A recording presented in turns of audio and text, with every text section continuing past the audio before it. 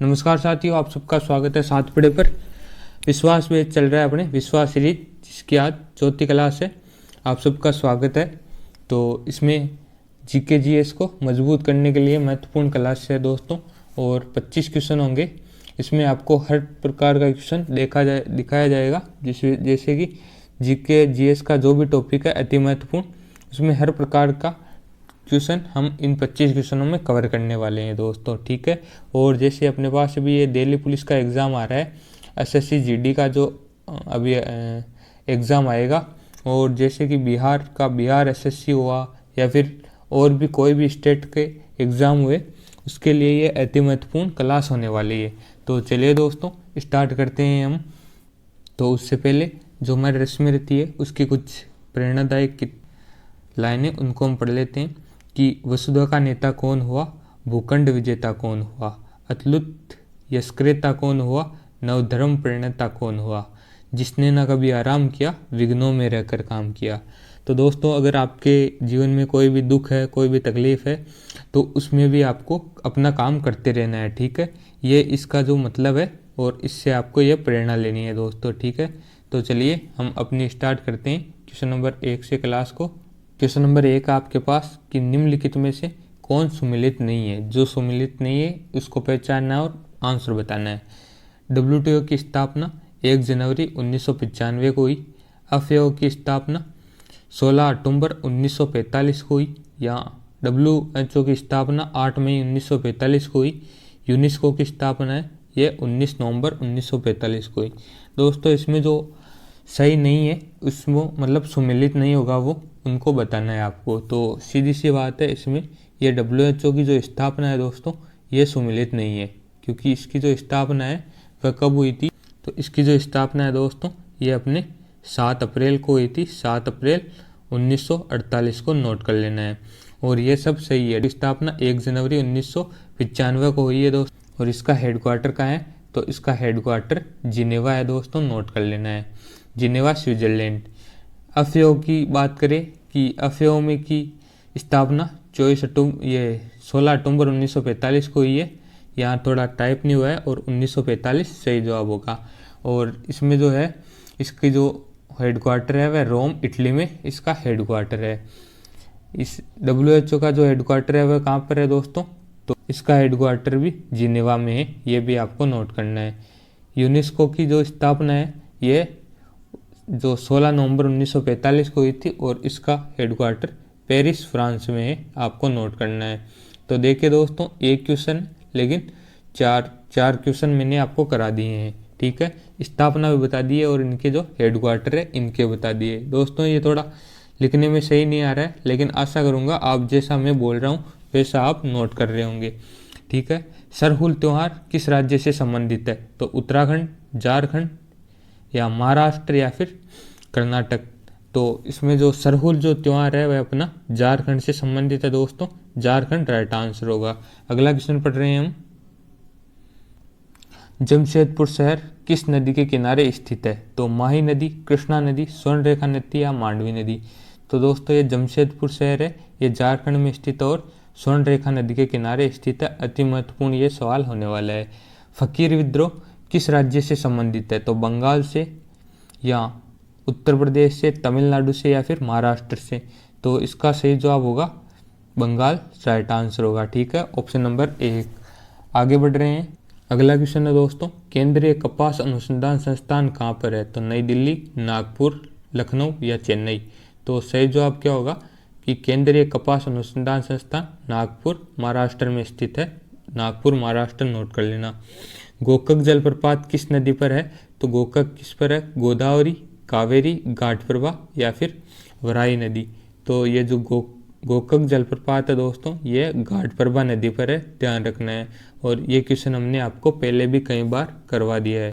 अगला जो क्वेश्चन है ये अभी करंट का क्वेश्चन है, तो आपको इस हिसाब से नोट कर लेना है कि मणिपुर के वर्तमान राज्यपाल कौन है, तो लो गणेशन, अनसुईया उनके, ये थोड़ा गलत टाइप हो गया है, उइके है वो, अनसुईया उइके, ठीक है। सत्यदेव नारायण आर्य या रमेश बेस। तो सही जवाब क्या होगा दोस्तों, तो सही जवाब होगा अंशु या उई के राइट आंसर होगा। ठीक है, ऑप्शन नंबर 2 नोट कर लेना है। ये मणिपुर के वर्तमान में अभी राज्यपाल, और सीएम की बात करें तो एन वीरेंद्र सिंह यहाँ के भी सीएम है। अगला क्वेश्चन है दोस्तों अपने पास कि कर्क रेखा, ये थोड़ा गलत टाइप हो गया है, कि कर्क रेखा को 2 बार काटने वाली नदी कौन सी है?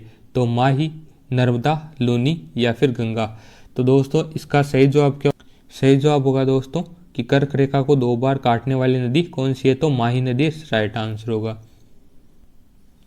आईने अकबरी या अकबरनामा के जो लेखक है वह कौन है? तो ये आपको बताना है। अबुल फजल, बैरम खान या जहांगीर या फिर गुलबदन बेगम। तो सही जवाब क्या होगा? आईने जो अकबरी के जो लेखक है दोस्तों ये अबुल फजल राइट आंसर होगा। और जो गुलबदन बेगम है ये किसके लेखक है? तो ये गुलबदन बेगम हुमायूं नामा की लेखिका ये है, हुमायूं नामा। ठीक है ना। आगे है कि निम्न में से कौन सी बांध परियोजना चिनाब नदी पर नहीं है? अति महत्वपूर्ण क्वेश्चन है, मोस्ट इंपोर्टेंट लगा लीजिए। कई बार क्वेश्चन घूम घूम के इस सवाल से आता रहता है, तो मैंने सबको एक जगह पर नोट कर दिया है। 3-4 क्वेश्चन को एक ही जगह पर नोट कर दिया है। अभी आप देखना, मैं बताता हूँ इसको। चिनाब नदी पर कौन सी नहीं है? तो बगलियार बांध परियोजना, दुलहस्ती बांध परियोजना, सलाल बांध परियोजना या तुलबुल बांध परियोजना। तो सही जवाब क्या होगा दोस्तों? इसमें ये जो तुलबुल बांध परियोजना है यह केवल यही परियोजना है जो चिनाब नदी पर नहीं है दोस्तों। ठीक है, ये राइट आंसर होगा। तो यदि आपसे पूछ ले कि तुलबुल बांध परियोजना किस नदी पर है, तो झेलम नदी पर हो गया है। झेलम नदी नोट कर लीजिए, एक क्वेश्चन हो गया है दोस्तों इसमें। अब है कि सलाल बांध परियोजना ये चिनाब नदी पर है, और दुलहस्ती की बात करें तो ये भी चिनाब पर ही है, और बगलिहार ये भी तीनों चिनाब पर है दोस्तों। अति महत्वपूर्ण ये क्वेश्चन रहने वाला है, मोस्ट इंपोर्टेंट लगाकर नोट करें। अगला क्वेश्चन अपने पास कि मधुमक्खी पालन को क्या कहते हैं? तो पिसिकल्चर कहते हैं, या एपीकल्चर, या सेरिकल्चर, या फिर ओलेरिकल्चर। तो दोस्तों ये जो मधुमक्खी पालन है इसको हम एपीकल्चर कहते हैं, ध्यान रखना है। पिसिकल्चर की बात करें तो आपको कई बार बता दिया गया है कि मछली पालन को ये जो पिसिकल्चर कहा जाता है। सेरिकल्चर रेशम कीट पालन को जो सेरिकल्चर है वह कहते हैं। ओलेरिकल्चर की बात करें तो सब्जियों के बारे में जो ओलेरिकल्चर कहते हैं दोस्तों। आगे वाला सवाल अपने पास कि बोमडिला दर्रा किस राज्य में स्थित है? तो दोस्तों ये बताना है बोमडिला दर्रा जम्मू कश्मीर में, हिमाचल प्रदेश में, अरुणाचल प्रदेश में या फिर सिक्किम में। तो सही जवाब क्या होगा इसका सही जवाब होने वाला है दोस्तों ऑप्शन नंबर, ये जो अरुणाचल प्रदेश है ये इसका राइट आंसर होगा। आशा करता हूँ आपने इसको नोट किया होगा। अगर बात करें कि ये जम्मू कश्मीर में एक बनिहाल दर्रा है, ये भी आप नोट करें। और अगर हिमाचल प्रदेश में पूछे तो बाड़ा लाचा दर्रा हिमाचल प्रदेश में, ये भी आप नोट करें, बाड़ा लाचा। ठीक है, आपको कंफ्यूज नहीं होना है। बाड़ा लाचा दर्रा है वह हिमाचल प्रदेश में, और बनिहाल दर्रा ये जम्मू कश्मीर में, और बोमडिला दर्रा है ये दोस्तों यह है अरुणाचल प्रदेश में। सिक्किम की बात करें तो यहाँ पर आपको जेलेप्ला नोट करना है, जेलेप्ला। और एक जोजिला दर्रा है वो कश्मीर में स्थित है। दोनों ही थोड़े कंफ्यूज करने वाले हैं, तो इनको नोट कर लीजिए। जोजिला दर्रा है जम्मू कश्मीर में, और जेलेप्ला दर्रा है ये सिक्किम में है। ठीक है, महत्वपूर्ण सवाल है दोस्तों कि दीनदयाल उपाध्याय बंदरगाह कहाँ स्थित है, किस राज्य में स्थित है? तो महाराष्ट्र, गुजरात, गोवा या कर्नाटक। तो दोस्तों ये दीनदयाल जो बंदरगाह है ये अपने गुजरात में स्थित है दोस्तों, और इसका जो पुराना नाम है वह कांडला बंदरगाह के नाम से इसे जानते हैं। मैंने इसका नया नाम लिखकर आपको पूछ लिया है। ऐसे क्वेश्चन को हम घुमा देते हैं दोस्तों। तो चलिए आगे बढ़ते हैं कि किनबालू अंतर्राष्ट्रीय जो हवाई अड्डा है वह कहाँ है? तो पटना, चेन्नई, कोटा या फिर कोलकाता। तो किनबालू जो अंतर्राष्ट्रीय हवाई अड्डा है ये आपको मैं बता सकता हूँ कि आप में से लगभग 75% लोगों को यह नहीं पता होगा, क्योंकि आपने पढ़ा तो है लेकिन आपको याद नहीं है, रिवाइज नहीं हुआ ना, इसलिए। तो इसका जो राइट आंसर होगा कोटा राइट आंसर है। ठीक, थारू जनजाति किस राज्य से संबंधित है? तो उत्तराखंड, जम्मू कश्मीर, झारखंड या फिर असम। तो दोस्तों ये जो थारू जनजाति है ये अपने उत्तराखंड से स्थित है दोस्तों, ये आपको ध्यान रखना है।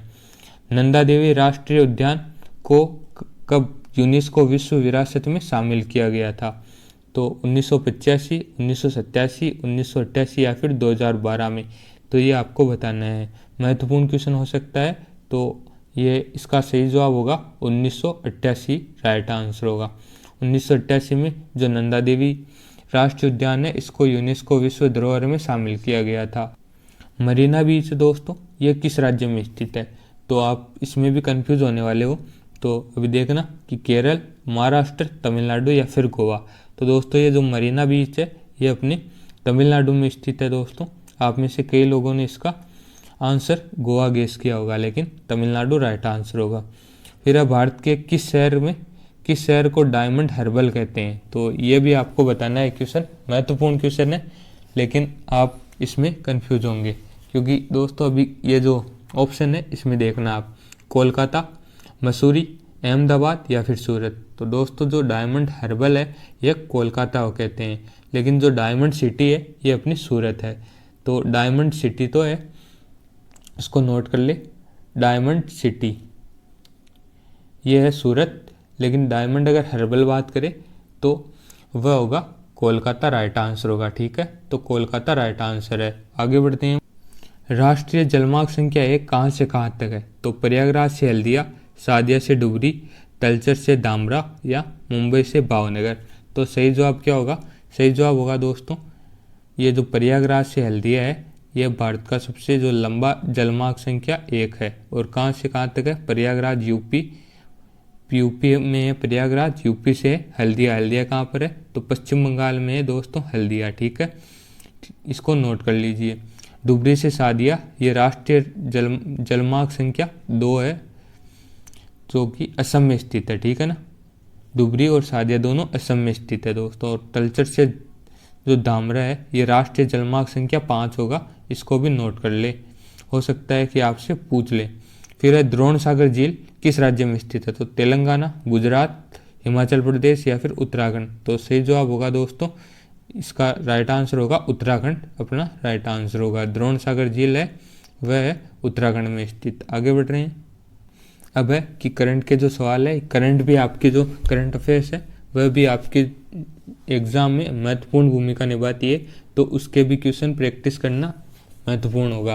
तो 59वें जो राष्ट्रीय फिल्म पुरस्कार है जो कि 2023 में दिए गए थे, उसमें जो सर्वश्रेष्ठ अभिनेता का पुरस्कार किसे दिया गया था, तो ऋतिक रोशन, अजय देवगन, रणवीर कपूर या रणवीर सिंह या फिर अल्लू अर्जुन को। तो दोस्तों इसका सही जवाब होगा अपने जो पुष्पा भाई है इनको, ये जो अल्लू अर्जुन को ये 59वें राष्ट्रीय फिल्म पुरस्कार 2023 में अभिनेता का जो सर्वश्रेष्ठ अभिनेता का पुरस्कार इन्हें दिया गया है, अल्लू अर्जुन को। हाल ही में राष्ट्रपति द्रौपदी मुर्मू को किस देश का सर्वोच्च सम्मान grand order of the fan of yellow star मिला है, तो फ्रांस का। तो किस देश का मिला आपको बताना है, फ्रांस का, केन्या का, सूरीनाम का या फिर फिजी का। सही जवाब होगा दोस्तों सूरीनाम का, ये जो इन्हें पुरस्कार मिला है हाल ही में। अगला क्वेश्चन है कि लॉजिस्टिक प्रदर्शन सूचकांक भारत का कौन सा स्थान है इसमें, तो 38वां, 8वां, 161वां या फिर 126वां। तो इसका जो सही जवाब होगा 38वां स्थान इसमें भारत का रहता है।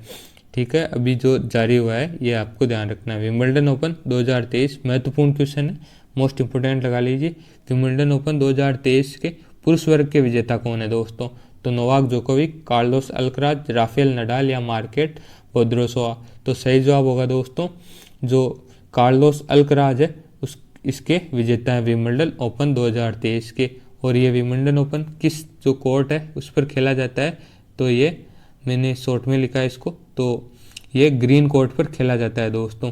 कार्लोस अल्कराज इसके विजेता हैं और ये साल में मतलब पहले इसका जो क्रम क्या है इन ओपन का, और तो पहला होता है ऑस्ट्रेलियन ओपन, फिर होता है दोस्त फ्रेंच ओपन, फिर होता है विंबलडन और फिर होता है यूएस ओपन। ठीक है, तो ये आपको ध्यान रखना है इस क्रम में। आगे है कि ये जो नोवाक जोकोविक है ये ऑस्ट्रेलियन ओपन, फ्रेंच ओपन और जो यूएस ओपन है इन तीनों के विजेता 2023 में नोवाक जोकोविक है। राफेल की ये जो मार्केट वोद्रोसोवा है दोस्तों, ये विंबलडन ओपन 2023 की जो महिला वर्ग है इसकी विजेता ये रहने वाली है मार्केट वोद्रोसोवा, नोट कर लेना है इनको भी। अंतिम क्वेश्चन है दोस्तों, यूनिसेफ इंडिया के जो ब्रांड एम्बेसडर है वह कौन है? तो सचिन तेंदुलकर, MS धोनी, दीपा मलिक या फिर आयुष्मान खुराना। सही जवाब होगा दोस्तों ऑप्शन नंबर 4, आयुष्मान खुराना है दोस्तों। यह यूनिसेफ इंडिया के ब्रांड एम्बेसडर हैं। तो दोस्तों आपकी क्लास हो चुकी है। आशा करता हूँ कि आपको ये जो जितने भी मैंने आपको क्वेश्चन बताए हैं उसको आपने नोट कर लिया होगा, और ये महत्वपूर्ण क्वेश्चन रहते हैं दोस्तों। आपने देख लिया होगा दोस्तों कि अभी जो 25 क्वेश्चन हुए हैं उसमें हर टॉपिक को कवर किया गया था। इसमें कोई भी ऐसा टॉपिक है वो जो छोड़ा नहीं गया है दोस्तों। मैं आशा करता हूँ कि आपने जो करंट अफेयर्स है उसको भी पूरा तरीके से नोट कर लिया होगा, क्योंकि ये भी मोस्ट इम्पोर्टेंट जो भूमिका है वह निभाती है दोस्तों। तो दोस्तों आज के लिए इतना ही। मिलते हैं कुछ नए प्रश्नों के साथ कल। तो आपका वीडियो देखने के लिए प्रेम पूर्वक बहुत बहुत धन्यवाद। Audio Jungle।